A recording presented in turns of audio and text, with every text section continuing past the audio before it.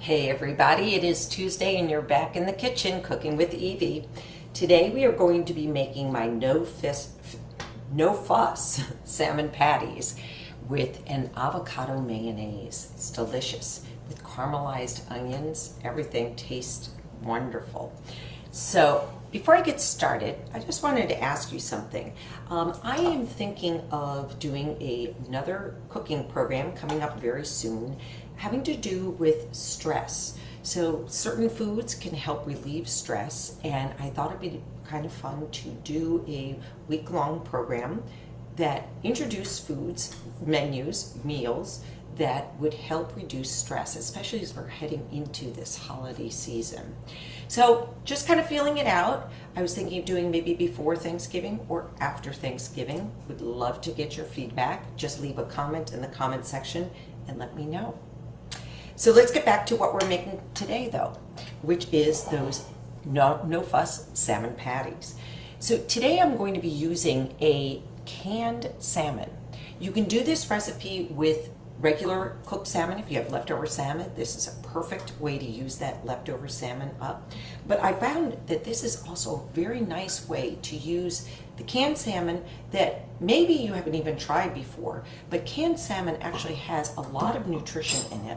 It actually has the bones from the fish in it, so there is some additional calcium that you might not be getting if you're using fresh fish. The other advantage of canned fish is it's usually wild caught.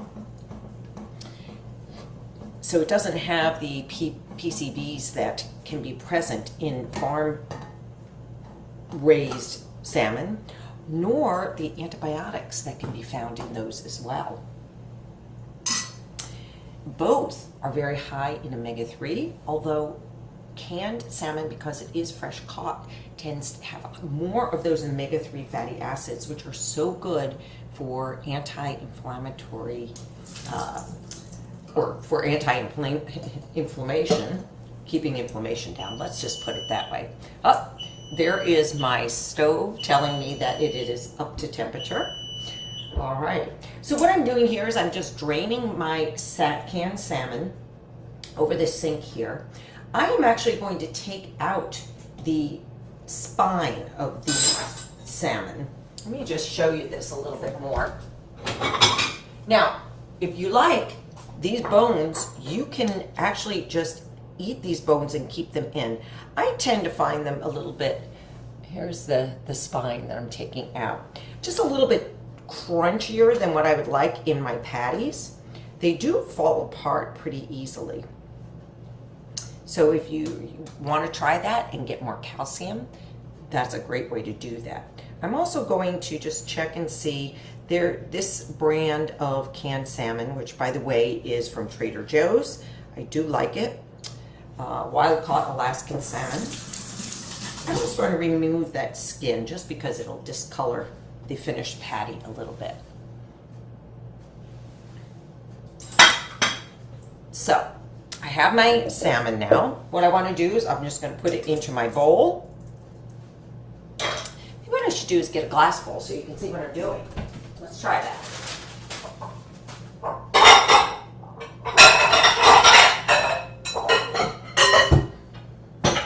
Sorry for the noise and the interruption. All right, so I've just added in my salmon into my bowl, and I'm just going to break it up a little bit.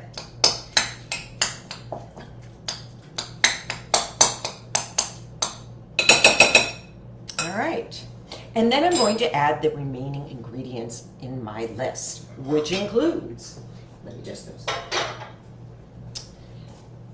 pumpkin, some almond flour, some seasonings, paprika, a little bit of Tabasco sauce here, add a little flavor. We've got some dill. I have dried dill, you can use fresh dill, and an egg. So to this, I'm going to add 1 cup of pumpkin. All right. And I have just about 1 cup left over from opening my can earlier. because I did make a batch ahead of time, so we can take a look at this. And I've just got 1 cup here. I'm going to just use that all up and add that into my bowl. All right, go. And I'm going to now add a 1/2 cup of almond flour. Just move this out of the way. Hopefully you can see everything that I'm doing here. So adding in a 1/2 cup of almond flour. It looks like I have just about a 1/2 cup left here. Wow, that is a good thing. Let's see how much we get. Yep, just about a half, whoops, just about a 1/2 cup right there. All right, 1/2 cup of almond flour. We're going to add in our egg. That's 1 large egg.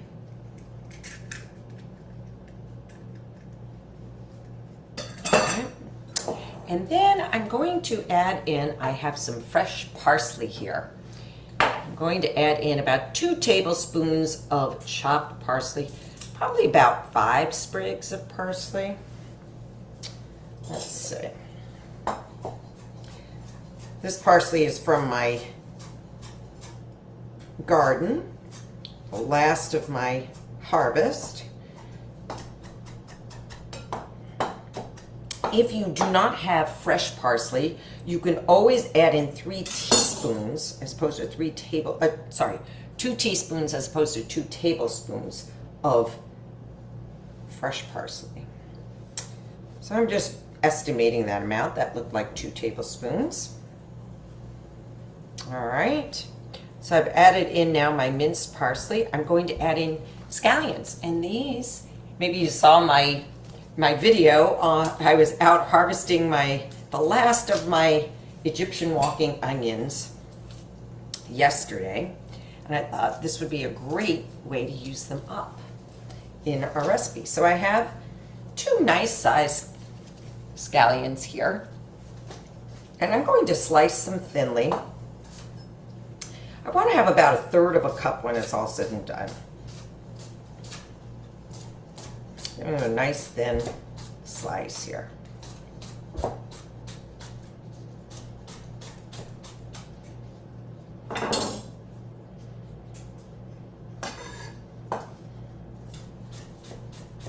And I like to use a little bit of the green, the light green. When I get up into the part where the leaves start getting very dark, I tend not to use those just because they're a little bit tougher.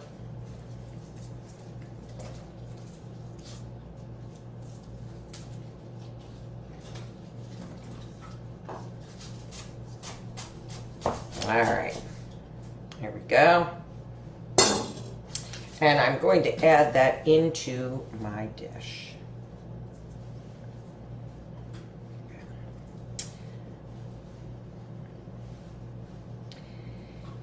And now I'm going to add in some dill. I do not, as I said, I do not have fresh dill. This time of year, it's very difficult to get fresh dill.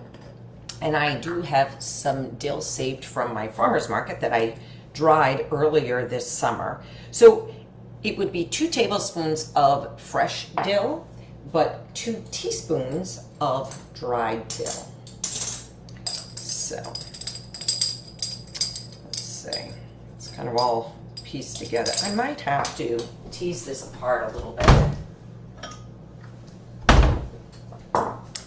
The leaves seem to be stuck together. I'm just going to kind of break them up a little bit so that I can spoon it out. Hey, Paula Margaret. Oh, yes, those Egyptian. So, Margaret, you're saying you need to get some of those onions. Yes, they do. Wow, I wonder if I can ship some to you. That would be fun. They really are fabulous, and you don't have to reseed them year after year. They just keep coming back. All right.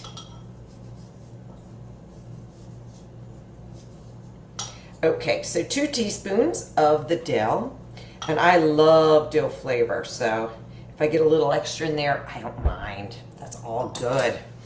All right, so I've added in my dill now. I want to add in 3 dashes of Tabasco. All right, there we go. That was kind of an estimate. Add as much as you like. If you like it hotter and spicier, add a little bit more in. If not, add a little bit less. And 1/2 teaspoon of paprika, which will also give it a little bit of color. All right. And to that, I'm going to add in 1/2 teaspoon of salt.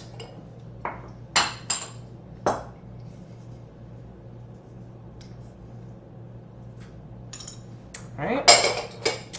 And last but not least, some pepper.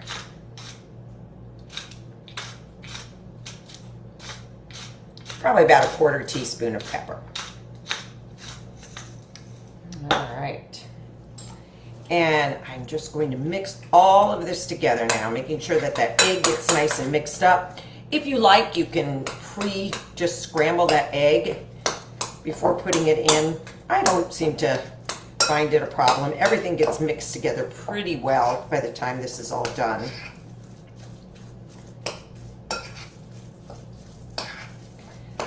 The pumpkin adds a little bit of juiciness to it. It also adds some of that goodness of the pumpkin, all the nutrients, the antioxidants that are in pumpkin that are so good for us, the beta carotene that's good for our eyes and our immune system. So I just want to give this a good mix. All right, let me show you. All right. Everything's nicely mixed up in there. Now I do find that if I use a leftover salmon, that it's a little bit juicier, but the flavor on the canned salmon is very good. So I'm just going to put this aside now because we want to put this on a pan. We're going to bake these. They are not fried or grilled. They are a little bit delicate, so they're very difficult to grill. They probably would fall through the grill. So that's why I like to bake them.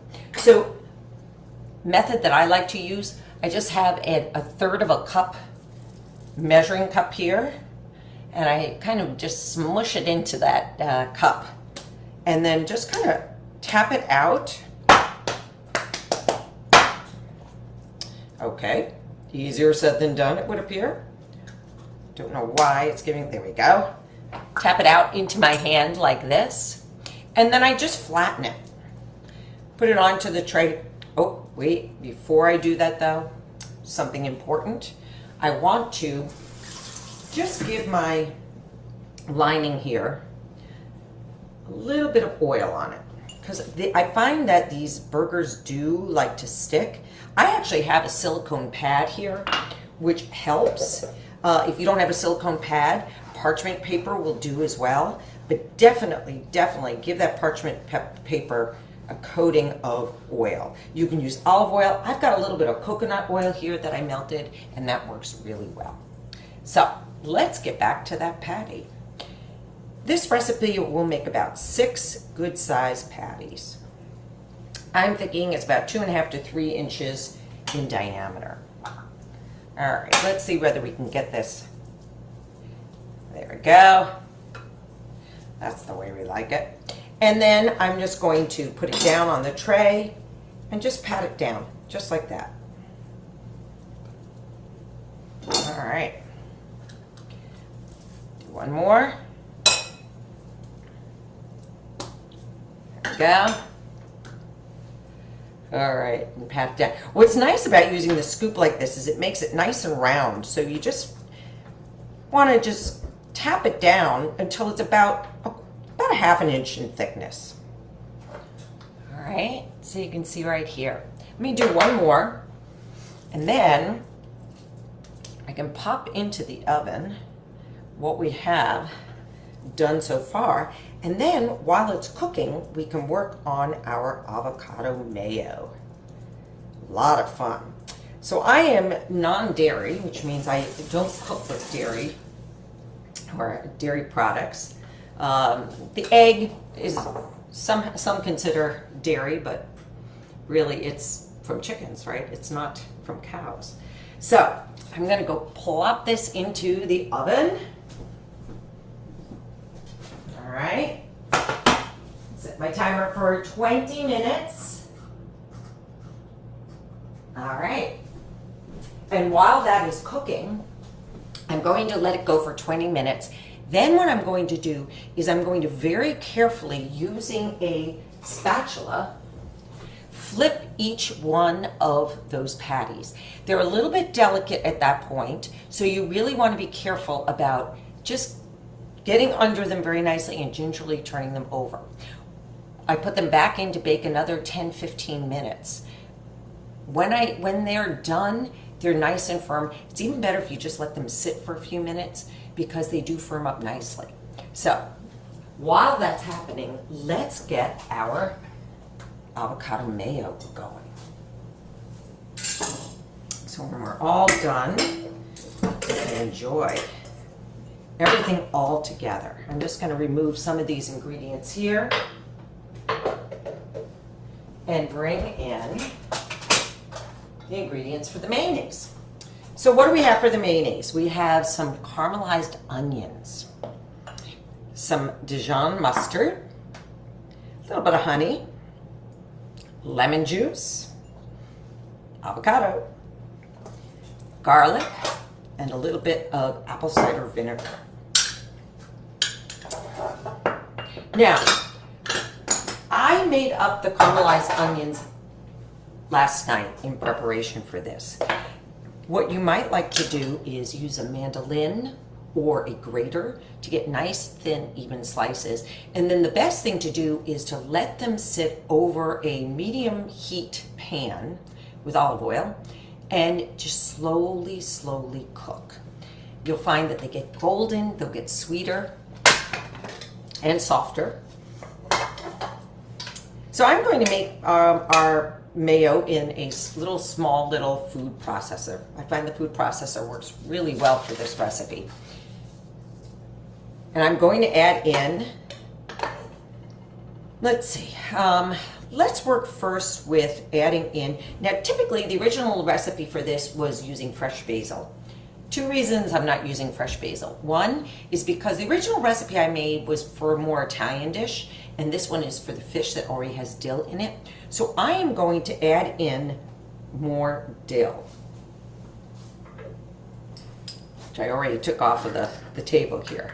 I'm going to add in, the original recipe calls for, let's see, how much basil? 1 tablespoon. So I'm going to add in about a teaspoonful of the dried dill. Okay, so 1 tablespoon fresh equals 1 teaspoon dried. I'm going to add in that, and I'm going to add in 1 clove of garlic. And because I want this to be very nicely blended in the end, I'm actually going to smash my garlic like I usually like to do. If you've seen me, you know that I like to do that to get the paper off of the garlic clove. This is 1 big garlic clove. It's going to be very tasty. And then I'm going to put it through a mincer. So I'm actually going to mince this in the garlic press. All right.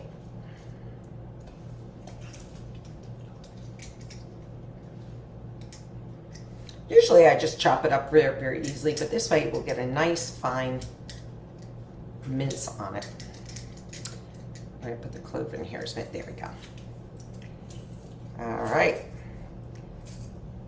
Okay. So that's 1 nicely minced clove of garlic. Let me just push that down. There we go. Good. And I'm going to add in my avocado. So, how do I peel an avocado and use it? Typically, I will cut lengthwise through the avocado so that and give it a little twist. And there you have the avocado. Then I'll just take a spoon and scoop it out. If I was putting this in a salad, I might slice it into slices or dice it and then scoop it out. This way is very easy. Now, one thing to be very careful about.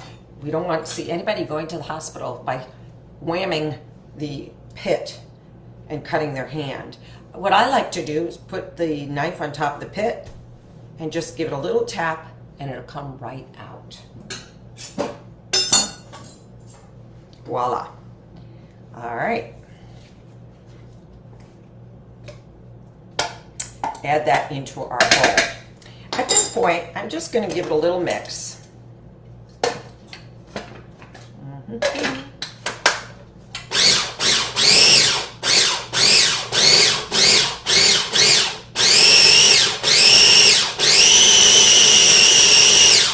Sorry for the noise, but it's nice and creamy now.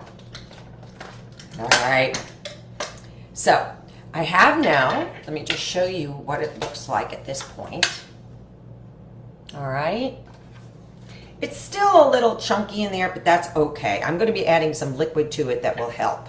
I'm going to add in about a tablespoon of lemon juice. And I'm just going to estimate here. I've got a half of a lemon here. Each half of a lemon can have from 1 to 2 tablespoons. So I'm going to give this a generous squeeze and see what's coming out. That looks about 1 tablespoon. So 1 tablespoon of my lemon juice. And then I'm going to add in my mustard. It's a new jar, so I need to break the seal here. There we go. There. Okay. And I'm adding in 2 tablespoons of mustard. I'm sorry, 2 teaspoons full of mustard. So 1. And this is a Dijon mustard. It's more of a coarse grind. I do like that. What is this, Grey Poupon? All right. I'm going to add in a little bit of salt to taste. So probably add in that was about 1/4 cup, a little less than 1/4 cup, and some pepper too.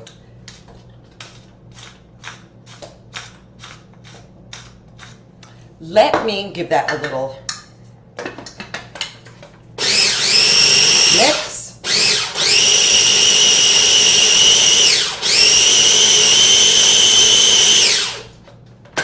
All right, and now I'm going to add in a tablespoon of my apple cider vinegar. Let's see, tablespoon is 3 teaspoons, so that's what we're gonna do. 1, 2, 1 tablespoon. All right. And I'm going to add in just about a teaspoonful of sweetener. You don't have to add in any if you don't like. Typical mayonnaise really would not have a sweetener in it. I'm just adding a little bit here. All right. And let me just scrape this down with a spatula. Make sure we get everything mixed in. Don't want to waste any of that delicious avocado.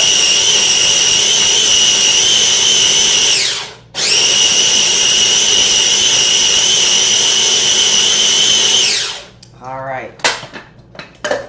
Wonderful. So, let me show you the consistency of the mayonnaise. Is wonderful. If you like it thinner, you can always add in, oh, you know what? Let's add in just a little bit of olive oil. Just to give it a little bit more creaminess. I added in about a teaspoon of olive oil there.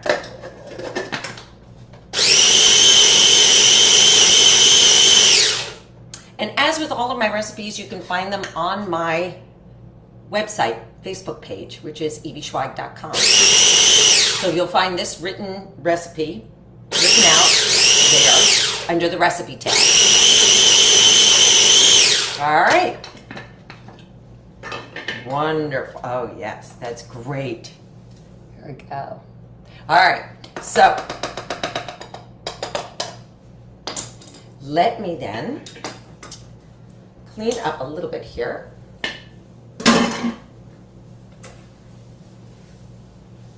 And we can plate our finished patties. So remember, you put it in for 20 minutes, you turn them, you bake them for another 10-15 minutes at 425 degrees. All right, and again, you can go to my website, look under the recipes tab for the no fuss salmon patties to get that printed out recipe. All right, so here is what they look like when they're done cooking. All right, so I thought what we could do today is plate this. Sometimes I like to plate it over lettuce, over a salad for a lunch or a light dinner.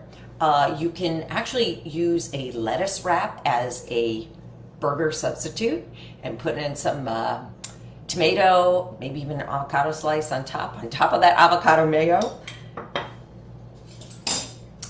So let's just plate up then our patty. Sometimes what's nice to do is put peppers, some red peppers or green peppers around the side. Let me grab some mayonnaise to top that.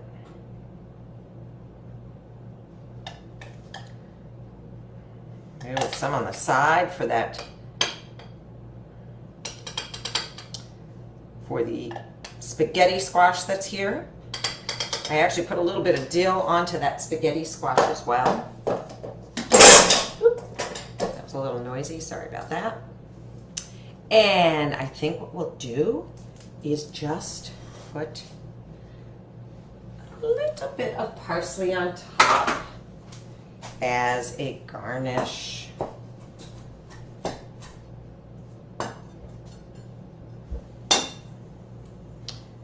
right. All right. And there you have our finished dish. Let's just grab a little fork, take a taste. I want to make sure I get a little bit of that mayo in on my fork. There you have.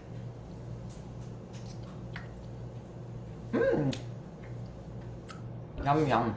I love these every time. And you know what's great about these? You put them in the freezer. I just put a little bit of wax paper between the layers and they thaw out beautifully. So they're great for an instant meal sometime during the week when you don't have time to be cooking. So I hope you get a chance to try the salmon patties. Good for you, anti-inflammatory, going to help us stay younger, feel better, look younger, and have our bellies be happy too. So hope you enjoyed the recipe. Take a look on my website for this and other recipes there. And I hope to see you at my next cooking program. So give me some feedback as to whether you would like to do an anti-stress. So recipes that help keep the stress level down during the holidays. And I will see you next Tuesday. Bye-bye for now.